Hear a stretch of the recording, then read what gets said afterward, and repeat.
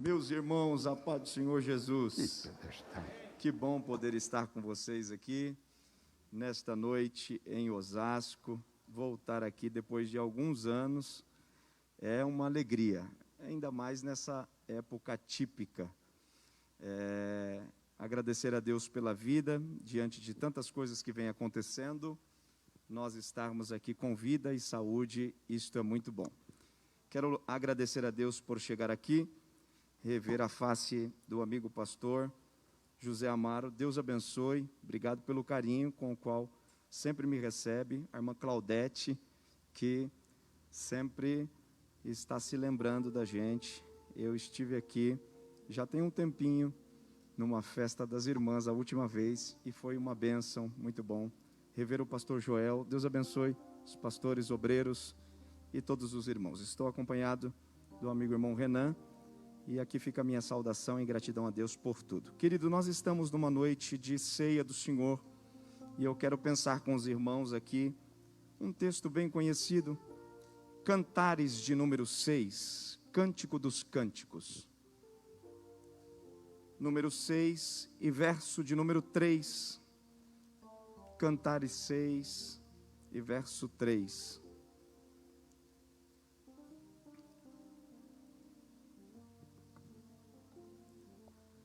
Cântico de Salomão, verso 3, de número 6. 6 e 3. Quem achou, diga amém. A primeira parte que diz: eu sou do meu amado e o meu amado é meu. Você pode repetir comigo? Vamos lá, 1, 2, 3. Eu sou do meu amado e o meu amado é meu. Pai, nós estamos diante da Tua palavra, ela é poderosa para cumprir e lhe fazer aquilo que lhe apraz. Toma os nossos corações, a nossa mente, o nosso entendimento, para que saiamos daqui tocados por Ti, no nome de Jesus. Amém. Meus queridos, esse texto, ele nos traz algumas verdades sobre a vida de Davi e de Salomão. Vocês sabem muito bem que na velhice de Salomão, na velhice de Davi, Salomão é chamado por Deus por uma promessa que Davi havia feito a Batseba, e esta promessa era que Salomão seria o rei em Jerusalém. Por sua vez, o texto vai nos dizer que Salomão se assenta no trono, se torna uma grande autoridade, sábio, poderoso, e todos vão visitar Salomão. A rainha de Sabá vai visitar Salomão. A história nos diz que Deus aparece para Salomão e pergunta para Salomão: o que queres de mim? Ele diz: eu quero que tu me dês sabedoria para entrar e para sair. E Salomão, por sua vez, recebe de Deus não só sabedoria, como também riqueza, grande prosperidade. Se torna o homem mais rico do mundo antigo. E essa potência de Salomão faz com que ele tomasse uma grande autoridade que desde a época de seu pai, na velhice, que Davi sofre de uma enfermidade que os teólogos acreditam que hoje ela se chama de hipotermia. Davi havia passado por muitas guerras, muitas adversidades, e o texto diz que nas crises de Davi, acharam por bem uma donzela deitar sobre o corpo de Davi e aquecê-lo. Davi não tinha possuído esta donzela. Esta donzela, por sua vez, era só para acalentar o corpo de Davi. Quando Davi morre, ela volta para a sua origem. Ela é da Palestina, das tendas de Quedá. Ela mora nos desertos da Arábia. E o texto vai nos dizer que ela se chama Abisag. O nome dessa moça é Abisag. Ela tem algumas características diferentes das características das moças que moravam em Jerusalém. Ela é amassadora de uvas, ela trabalha no deserto, ela cuida da sua vinha, ela cuida da vinha de seus irmãos, que também são preguiçosos e não trabalham. Ela trabalha dentro de uma vinha do qual ela passa o tempo amassando uvas, pés calejados, muita dificuldade tem essa moça, mas ela volta quando Davi morre, e a Bíblia diz que Salomão se casou com a filha de Faraó. Salomão é a maior riqueza, a maior grandeza em Jerusalém. Todos os países à volta de Jerusalém pagam imposto para Salomão por conta daquilo que Davi havia realizado. E o texto vai nos dizer que, nesta ocasião, Salomão, depois de ter casado com esta filha de Faraó, ele não se contenta com o seu amor. E os teólogos aqui chamam Salomão como um tipo de Cristo. Ele é considerado como um tipo de Cristo no Velho Testamento, ao casar-se com esta moça. Obrigado. Ao casar-se com essa moça, ele é considerado como um tipo de Cristo. E as características deste Salomão têm tudo a ver com o comportamento de Jesus no tocante à vinda dele para a terra em busca dos homens perdidos. Preste bem atenção, eu não quero me demorar, mas quero que você saia daqui alimentado por esta palavra. Salomão é rei, casou-se com a filha de Faraó, ele não precisa do amor de uma moça pobre, mas a Bíblia diz que um dia ele desceu na Palestina, ele decidiu descer na Palestina.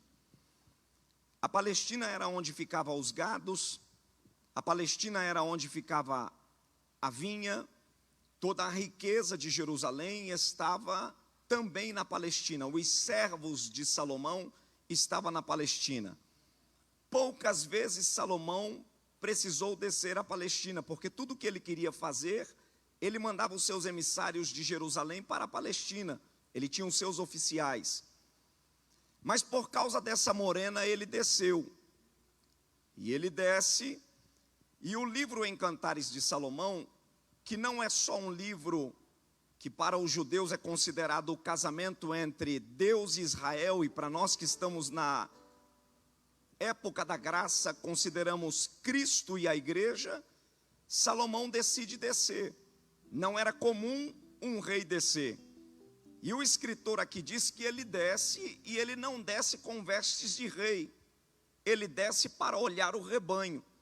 Ao descer e olhar o rebanho, ele passa perto da vinha onde esta morena, que se chama Abisag, que havia trabalhado para seu pai, na época quando havia sido escrava, agora está na horta, está na vinha, está amassando uvas. E ele chegou lá, vestido de pastor. Não era usual o rei olhar para as ovelhas, porque ele já tinha os seus pastores, mas aquele dia ele quis tirar a roupa de rei e vestir a roupa de pastor. A primeira figura tipológica que nós podemos comparar Jesus nestas características que Salomão vai ter, é que ele não desce à terra com vestimenta de rei, ele desce à terra com vestimenta de pastor. Em João 10 ele diz: eu sou o bom pastor, e o bom pastor dá a vida pelas suas ovelhas. Ele desce, e ele vai buscar estas ovelhas. Quando ele se encontra com essa moça pobre, ele olha para ela e diz para ela assim: eu vim olhar as ovelhas, mas também vim te levar para casar comigo. E eu fico pensando comigo aqui no texto, qual não foi o susto dessa moça pobre sem origem, agora sendo convocada pelo rei, não era por nenhum emissário, dizendo para ela que ele iria se casar com ela. E ela pede uma prova para ele. Ela pergunta assim: como é que eu tenho certeza de que você vai se casar comigo, se eu trabalho amassando uvas, sou de origem pobre, pele escura, queimada pelo sol do deserto? Qual é a prova que eu darei à cidade e ao povo que eu estou me casando com você? Ele disse: vou mudar teu nome. Qual é teu nome? Teu nome é Abisag. É Abisag. Pois então teu nome não será mais Abisag, tu se chamarás Sulamita. Imagina vocês uma moça pobre, de pele escura na Palestina, amassadora de uva, agora sai anunciando para a família toda, dizendo: mudei o nome. Mudou? Que nome? Não se chama mais Abisag? Não. Vocês sabem que o hebraico sulamita significa aquela que casa com Salomão.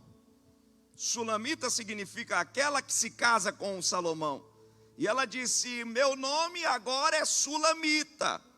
Ela estava dizendo o seguinte: não sou mais pobre, agora vou herdar uma herança em Jerusalém. Primeiro contato de salvação que o homem pode ter com Deus é mudar o seu nome. Que nome, pastor? De pecador para salvo. A maior bênção do evangelho é alguém entrar aqui bebendo, fumando, prostituindo, e acaba o culto, ele sai: a paz do Senhor. O que aconteceu? Jesus me salvou. Glória a Deus. Essa moça agora vai receber traquejos de Jerusalém, porque da vez que ela subiu para estar com Davi, ela subiu para estar como escrava. Agora ela não vai como escrava, ela vai como rainha, ela não vai como qualquer uma. Ele disse para ela também: agora vou mudar seu paladar. Ela disse: conforta-me com maçãs, me dá uvas de passas, eu estou adormecida de amor por ti. Imagina uma moça pobre se declarando para o rei, porque ele troca o nome dela e faz uma promessa para ela, dizendo que agora ele vai morar com ela. Se você ler o livro de Cantares, você vai ver que ele tem pelo menos 4 contatos com ela, antes dela ir definitivamente para Jerusalém.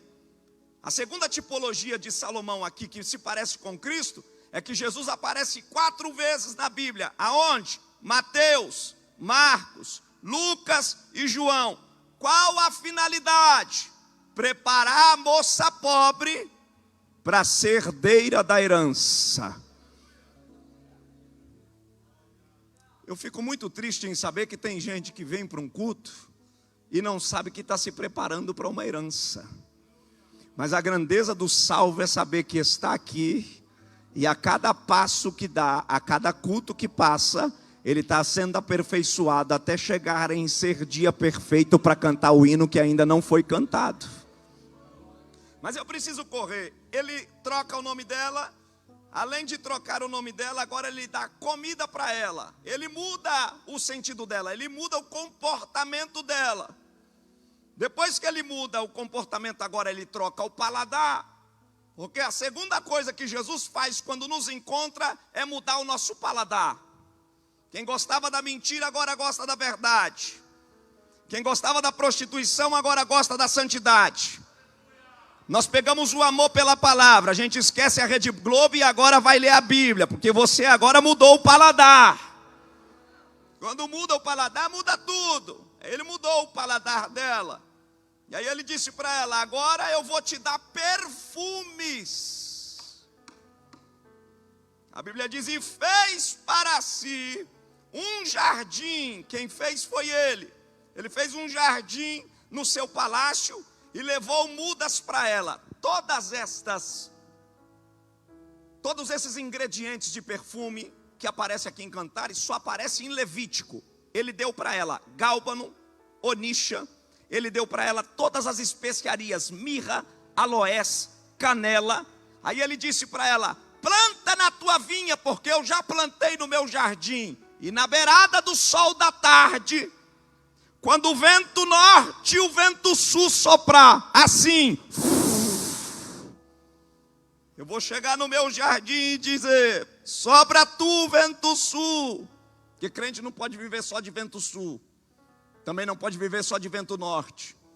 Vento sul e vento norte. Um fala da prova e outro fala da bonança. Se o crente viver só na prova, morre. E se viver só na bonança, fica folgado. Então tem que ter a prova e tem que ter a vitória. E esse processo de prova e vitória espreme o crente. E conforme ele vai sendo espremido, ele vai soltando aroma. Aleluia. Alguém já soltou aroma aqui hoje do céu? Aroma de crente é cânticos espirituais, é adoração ao Deus eterno, é glória a Deus na boca, é línguas estranhas. Eu não consigo entender como tem gente na igreja que não solta mais perfume. Ei, o jardineiro veio trazer um unguento e veio receber a sua adoração. Ele coloca esse perfume e fica no jardim, e pela tarde ele cheira, ele sente o aroma. Talvez tenha alguém aqui que está dizendo: estou tão moído, estou tão na prova, estou tão marcado, mas o Senhor está dizendo: ei, eu vim visitar a igreja de Osasco hoje só para sentir o teu glória. Tem alguém que trouxe alguma coisa aqui? Depois, olha o que ele faz, olha a transformação que ele dá. Ele desce na Palestina, muda o nome dela, não é mais Abisag, é Sulamita. Depois disso, agora ele muda o teor da comida. Ele coloca ela para comer manjar, ele coloca ela para comer uva passas, ele coloca ela para comer comida das delícias. Depois disso, ele dá perfume para ela. E agora, pastor, agora ele troca as vestes. Aleluia. Ele troca as vestes. E deixa eu dizer para vocês aqui que ela trabalha num lagar, ela trabalha amassando uva. A veste das camponesas eram compridas, até porque era a caráter das moças da antiguidade. Muitas delas cobriam até a cabeça, usando véu. E o sol era centígrado, de 42 a 45 graus. Imagina vocês, essa moça de veste nova, porque o rei falou para ela: eu vou te dar comida, trocar teu nome, eu vou te dar perfume, eu vou trocar teu vestido, mas eu vou voltar. Mas ele não disse a hora. E como ela labutava na vinha, ela não sabia se de manhã, se de tarde ou se de noite ele ia aparecer. E ela ficava no lagar fazendo uma cantiga: eu sou do meu amado, o meu amado é meu, eu sou do meu amado. Agora deixa eu dizer uma coisa para vocês aqui. Eu fico pensando na habilidade dela em trabalhar no lagar sem sujar as vestes. Porque a uva tem uma pigmentação forte. A uva suja. A uva, para lavar vestido depois de sujar, dá um trabalho muito grande. Mas essa moça está habilidosa, porque Salomão prometeu para ela que ia vir com uma liteira com 70 cavaleiros. E ela não sabe se é de manhã, se é pela tarde ou se é pela noite, mas ele vai chegar. Dá para ser crente trabalhando, dá para ser crente de máscara, dá para ser crente para a faculdade, dá para ser crente viajando, dá para ser crente no trem, dá para ser crente lavando roupa, dá para ser crente no Alphaville, dá para ser crente no Jaguaré. O importante é não sujar as vestes e ficar: eu sou do meu amado e o meu amado é meu. Eu sou do meu amado e o meu amado é meu. Irmãos, nós estamos vivendo uma época de distanciamento espiritual. Hoje é noite de celebração e é noite de ceia do Senhor. Nós não podemos vir aqui no automático, por favor. Aqui não é culto automático, aonde você veio bater cartão para ver o pastor setorial e nem o dirigente da congregação. Hoje é culto de análise para saber como é que está a tua vestimenta, porque os ladrões da cidade, que se chama Satanás, está querendo segurar a igreja, mas a igreja não vai ser presa por sistema, por política, por mentira e nem por rede de comunicação. Não demora muito tempo, não vai ser a liteira de Salomão que vai chegar, mas os céus vão se abrir, a trombeta vai tocar, e o que nós estamos fazendo aqui vai acontecer daqui a pouco. A nossa esperança, é natural que a gente espera que o Covid acabe, é natural que a gente espere que o dólar melhore, melhore, que a condição financeira melhore, mas se nada disso melhorar, se as coisas apertar, se a terra estreitar, tem uma mesa nos esperando para a gente cantar o hino que não foi cantado.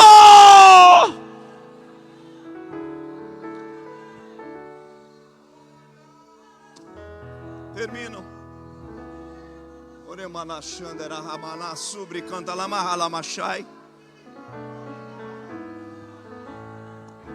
Antes de acabar, eu queria que você não precisa tocar em quem está do teu lado, mas só olha para ele aí. Não deixa a frieza tomar teu coração. Ei, aproveita esse calor.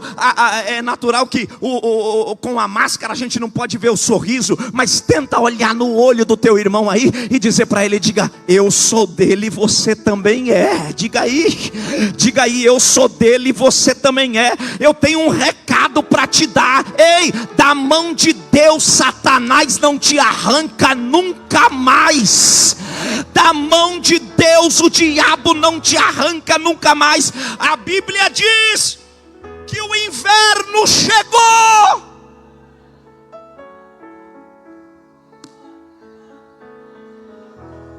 Ore mais. Pastor José Amaro, nós estamos vivendo o tempo do inverno espiritual. E nós não sabemos que horas o noivo vai vir buscar a sulamita, porque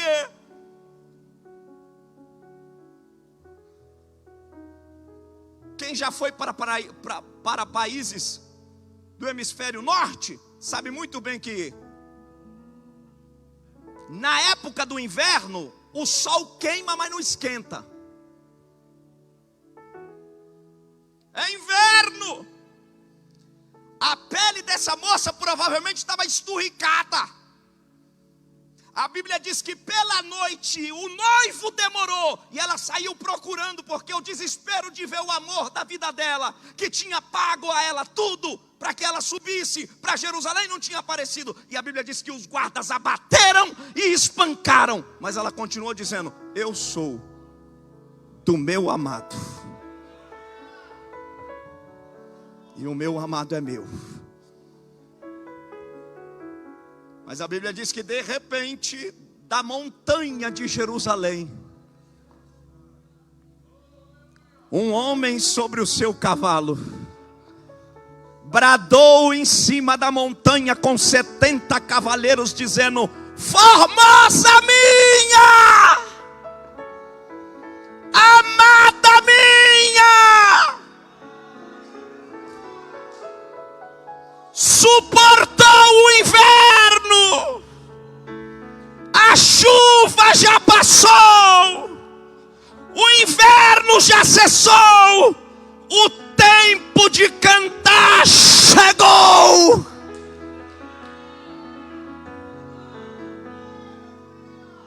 Termina agora. Ela entrou dentro da cavalaria e saiu acenando, dizendo, eu sou do meu amado, o meu amado é meu. Quando ela chegou em Jerusalém, a Bíblia diz que as concubinas, que não conhecia ela, porque tem dois tipos de crente na igreja, o crente e a concubina.